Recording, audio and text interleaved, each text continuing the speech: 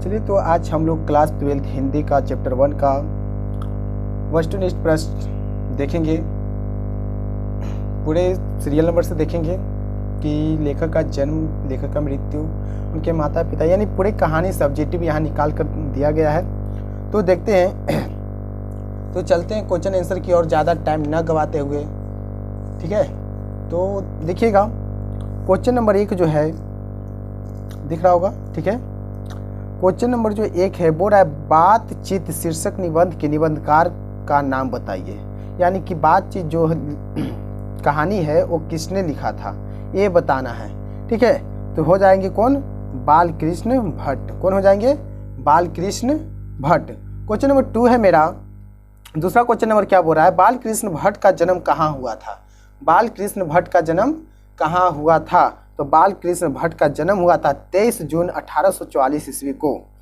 तीसरा number question की ओर चलते हैं। बालकृष्ण भट्ट का निधन।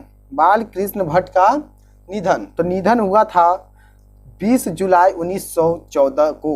ठीक है, 20 जुलाई 1914 को। बच्चों याद रखिएगा, अगर अच्छा लग रहा हो तो कमेंट बॉक्स में कमेंट करें, या कोई दिक्कत हो वो भी कमेंट करें। ठीक है, आगे चलते हैं। 4 नंबर क्वेश्चन जो है बोल रहा है बालकृष्ण भट्ट का निवास स्थान कहाँ था, यानी कि वो कहाँ के रहने वाले थे? तो रहने वाले थे इलाहाबाद उत्तर प्रदेश। ठीक है, कहाँ पर? इलाहाबाद उत्तर प्रदेश। क्वेश्चन नंबर 5 है बालकृष्ण भट्ट ने मोटा मोटी कुल कितने निबंध लिखे, यानी कि जो निबंध लिखे थे उनकी संख्या क्या थी ये बताना है। ठीक है, तो हो जाएंगे लगभग 1000। कितने हो जाएंगे? लगभग 1000। क्वेश्चन नंबर 6 बोल रहा है कि बालकृष्ण भट्ट के प्रहसन का नाम बताइए। ठीक है, बालकृष्ण भट्ट के प्रहसन का नाम बताइए। ठीक है, तो 6 का हो जाएगा, यहाँ देखिएगा ऑप्शन यहाँ भी कट के दिया हुआ है, तो हो जाएंगे ये तीनों, यानी कि जो तीनों ऑप्शन जो है ये सब सही है। ठीक है, क्वेश्चन नंबर 7 है कौन सा उपन्यास बालकृष्ण भट्ट ने नहीं लिखा? कौन सा उपन्यास बालकृष्ण भट्ट ने नहीं लिखा? ठीक है, तो इसका हो जाएगा बी नंबर। क्या हो जाएगा? बी नंबर, अजात शत्रु। अजात शत्रु उपन्यास इन्होंने नहीं लिखा था। ठीक है, आगे देखते हैं। तो क्वेश्चन है खाली जगह को भरे। ठीक है, यानी यहाँ पर जो खाली स्पेस है उसको क्या करना है? भरना है। तो बोल रहा है कि अनेक प्रकार की शक्तियां जो वरदान की भांति ईश्वर ने मनुष्य को दी है उसमें भी एक है, यानी कि क्या है ये बताना है। तो आंसर हो जाएगा हम लोग का वाक शक्ति। क्या हो जाएगा? वाक्य शक्ति। क्वेश्चन नंबर 9 बोल रहा है कि वाक शक्ति के अनेक फायदे में कौन से 2 हैं? तो यानी कि वाक शक्ति हम में ना होती तो क्या होता है, इस तरह का भी क्वेश्चन आता है। तो यहाँ पर क्वेश्चन बोल रहा है कि वाक शक्ति के अनेक फायदे हैं, अनेक फायदों में कौन 2 है? ठीक है, देखिए 2 हो जाएगा स्पीच, वक्तृता और बातचीत। ठीक है, वक्तृता और बातचीत। क्वेश्चन नंबर 10 है हम लोग का। बोल रहा है बेन जॉनसन ने क्या कहा था? बेन जॉनसन ने क्या कहा था? तो देखिए 10 का ए नंबर हो जाएगा, सॉरी इसका नहीं मारे। ठीक है, 10 का ए नंबर हो जाएगा। बोल रहा है बोलने से ही मनुष्य के रूप का साक्षात्कार होता है। जी बिल्कुल सही बात है, बोलने से ही मनुष्य का क्या होता है? साक्षात्कार होता है, पता चलता है कि हाँ एक कैसा मनुष्य है। ठीक है, आगे देखते हैं, टाइम न गवाते हुए क्वेश्चन नंबर 11 की ओर चलते हैं। देखिए क्वेश्चन नंबर 11 क्या बोल रहा है? एडिसन का मत क्या था? क्या क्वेश्चन है? एडिसन का मत क्या था? तो एडिसन का मत था असल बातचीत सिर्फ 2 व्यक्तियों के बीच में हो सकती है। असल बातचीत कितने व्यक्ति के बीच में हो सकती है? 2 व्यक्तियों के बीच में हो सकती है। क्वेश्चन नंबर 12 है मेरा कि वाक शक्ति शब्द कौन लिंग है, यानी वाक शक्ति जो शब्द है वह कौन सा लिंग है? तो देखिएगा स्त्री लिंग है। कौन सा लिंग है? स्त्री लिंग है। ठीक है, स्त्री लिंग है। ठीक है, क्वेश्चन नंबर 13 है शेक्सपियर शब्द, शेक्सपियर शब्द संज्ञा के किस भेद के अंतर्गत आता है? शेक्सपियर शब्द संज्ञा के किस भेद के अंतर्गत आता है? तो देखिए 13 का जो आंसर है वो हो जाएगा सी। क्या हो जाएगा? सी, भक्तिवाचक संज्ञा। ठीक है, क्वेश्चन नंबर 14 जो है 14 बोल रहा है बालकृष्ण भट्ट, बालकृष्ण भट्ट में अनेक, बालकृष्ण भट्ट में पढ़ने की अभिरुचि किसने जगाई? यानी कि उनको पढ़ने के लिए किसने कहा, किसके कहने पर वो जागरूक हुए? तो 14 को हो जाएगा ए, माता पिता पार्वती देवी, यानी कि उनके माता पिता का नाम था, माता बोली थी। ठीक है, पार्वती देवी। ठीक है, उसके बाद देखिएगा सॉरी थोड़ा मिस्टेक हो रहा है। हिंदी प्रदीप नामक मासिक पत्र बाल कृष्ण भट्ट ने इलाहाबाद से हिंदी वर्धिनी सभा की ओर से कब निकाला? ठीक है, देखिए 15 का जो आंसर हो जाएगा बी। ठीक है, क्या हो जाएगा? बी, 1 सितंबर 1877। 1 सितंबर 1877।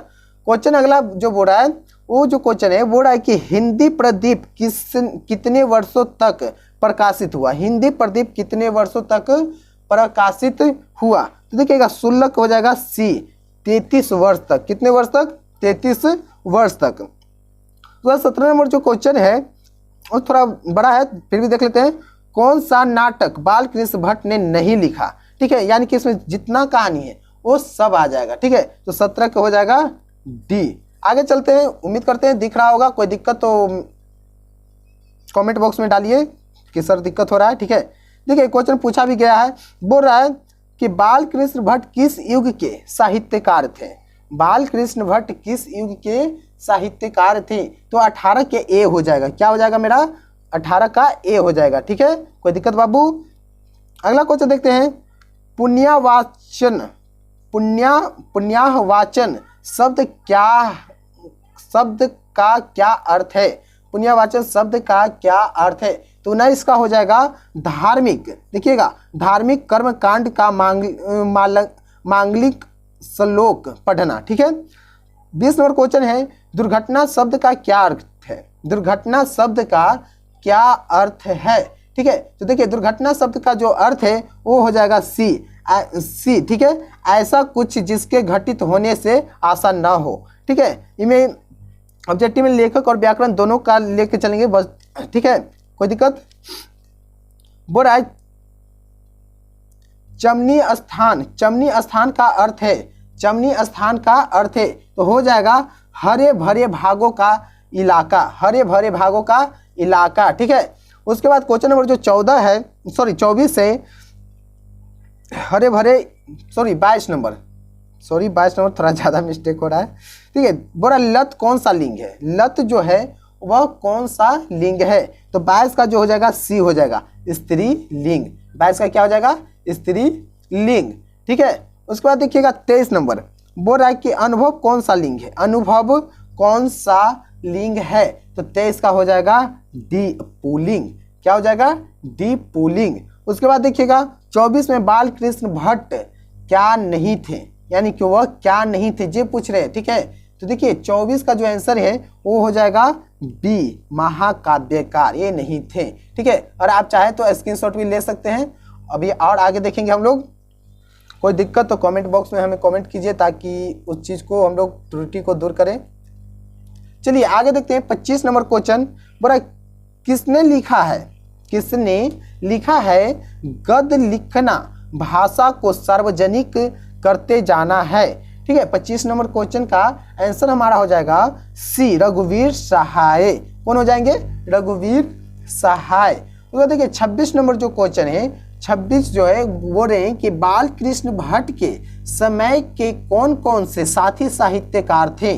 ठीक है, तो इसका हो जाएगा उपयुक्त तो सभी, यानी कि इसमें जितना भी ऑप्शन है वो सब सही है। क्वेश्चन नंबर 27 जो है वो बोल रहे हैं कि आचार्य रामचंद्र शुक्ल ने बाल कृष्ण भट्ट की तुलना किस अंग्रेजी साहित्य के लेखकों से की? तो इसका हो जाएगा एडिसन और स्टील। ठीक है, उसके बाद अगला क्वेश्चन जो है बोल रहा है बाल कृष्ण भट्ट किस काल के रचनाकार थे? ठीक है, बाल कृष्ण भट्ट किस काल के रचनाकार थे? तो हो जाएगा आधुनिक काल। क्या हो जाएगा? आधुनिक काल। अगले क्वेश्चन की ओर चलते हैं। तो देखिएगा बाल कृष्ण भट्ट की रचना बातचीत क्या है? तो देखिए बोल रहा है बाल कृष्ण भट्ट की रचना बातचीत क्या है? तो देखिएगा यहाँ हो जाएगा ललित निबंध। एकदम ये क्वेश्चन हमेशा देता है, हमेशा। ठीक है, तो आप याद कर लीजिए क्या हो जाएगा? ललित निबंध। फिर देखिएगा 30 नंबर क्वेश्चन जो है बोल रहा है कि दमयंती स्वयंवर किस लेखक की रचना है? ठीक है, तो देखिए इनका आंसर जो है हो जाएंगे बाल कृष्ण भट्ट जी। ठीक है, इनके बारे में पढ़ रहे हैं तो इन्हीं के बारे में अधिकतर क्वेश्चन आएगा। अगला क्वेश्चन देखते हैं। तो अगला क्वेश्चन जो है बोल रहा है कि बातचीत के माध्यम से बाल कृष्ण भट्ट क्या बतलाना चाहते हैं। जो बाल कृष्ण जो चैप्टर है वो जो हम लोग पढ़ते हैं उसके माध्यम से लेखक क्या बताना चाहते हैं। तो इसका आंसर हम लोग का हो जाएगा, जो कहानी पढ़ेंगे वो बता देंगे। तो देखिएगा, बातचीत की शैली, यानी कि किस तरह से हम लोग को बातचीत करना चाहिए। अगला क्वेश्चन देखते हैं 32 नंबर। तो 32 नंबर जो है वो रहा, अशिक्षित लोगों की बातचीत को क्या कहते हैं। तो बतकही कहते हैं। ठीक है, बतकही मतलब वो बकवास करते हैं। ठीक है, अगर कोई बात से अगर ना जीतेंगे तो बकैती करना चालू कर देंगे। 33 नंबर जो क्वेश्चन है हम लोग का, तो बोल रहा है कि संवाद में सबसे महत्वपूर्ण क्या है। संवाद में सबसे महत्वपूर्ण क्या है। तो हो जाएगा आत्मीयता, आत्मीयता। ठीक है, अगला क्वेश्चन चलते हैं 34 नंबर में। तो 34 नंबर का है, रॉबिन्स क्रूसो ने 16 वर्ष के आरंभ किसके मुख से एक बात सुनी। ठीक है, तो हो जाएंगे फ्राइडे के। क्या हो जाएगा, फ्राइडे के। क्वेश्चन है, वाक शक्ति के अभाव, वाक शक्ति के अभाव में मनुष्य क्या नहीं कर पाता है। ठीक है, तो इनका जो आंसर हो जाएगा वो हो जाएगा सी, बोल नहीं सकता है। अगला क्वेश्चन देखते हैं 36 नंबर। तो बोल रहा है कोई कौन सा स्वर नाम है, कोई कौन सा स्वर नाम है। तो देखिएगा, ये हो जाएगा अनिश्चयवाचक स्वर नाम। अगला क्वेश्चन है, कौन कौन सा स्वर नाम है, कौन कौन सा स्वर, यानी कि कौन जो है उसके बारे में पूछा गया कौन सा स्वर नाम है। ठीक है, तो 37 का जो है वो हो जाएगा बी, प्रश्नवाचक। कौन, यानी कि क्वेश्चन कर रहा है ना, कौन, इस तरह से क्वेश्चन पूछा है तो इसलिए प्रश्नवाचक सर्वनाम। 38 नंबर क्वेश्चन देखते हैं। तो 38 नंबर का जो है वो बोल रहा है कि मंदिर कौन सी संज्ञा है, मंदिर कौन सी संज्ञा है। ठीक है, तो वो हो जाएगा मंदिर कौन सी संज्ञा है, तो हो जाएगा जातिवाचक संज्ञा। क्या हो जाएगा, जातिवाचक संज्ञा।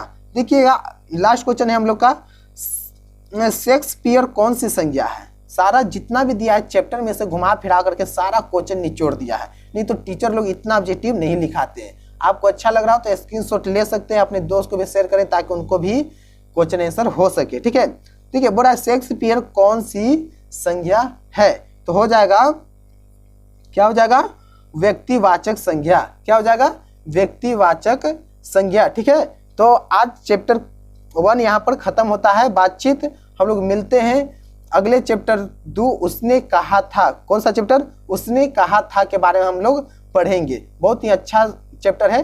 ठीक है, तो अपने दोस्त को शेयर करें, अगर अच्छा लगे तो सब्सक्राइब करें ताकि आप लोग का सपोर्ट से ये वीडियो आप देखेंगे, तो अगर आपका सपोर्ट रहेगा तो और लोगों तक जा पाएगा। धन्यवाद।